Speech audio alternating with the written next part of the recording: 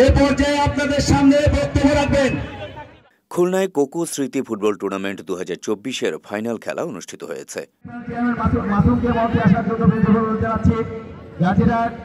29 November শুক্রবার বিকেল 4টায় উত্তর রূপসা থানা ও সরকারি বঙ্গবন্ধু কলেজ ছাত্রদলের আয়োজনে এ খেলা অনুষ্ঠিত হয়।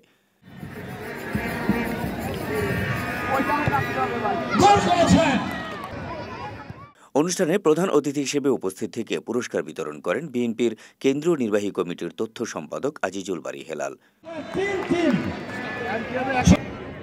সরকারি বঙ্গবন্ধু কলেজ ছাত্রদলের আহ্বায়ক আহমেদুল হাসানের সঞ্চালনায় অনুষ্ঠানে উত্তর রূপসা থানা ছাত্রদলের আহ্বায়ক হৃদয় আহমেদ, কেন্দ্রীয় ছাত্রদলের সহসভাপতি শাফি আহমেদ শাফি সহ বিএনপি ও অঙ্গ সহযোগী সংগঠনের নেতাকর্মীরা উপস্থিত ছিলেন।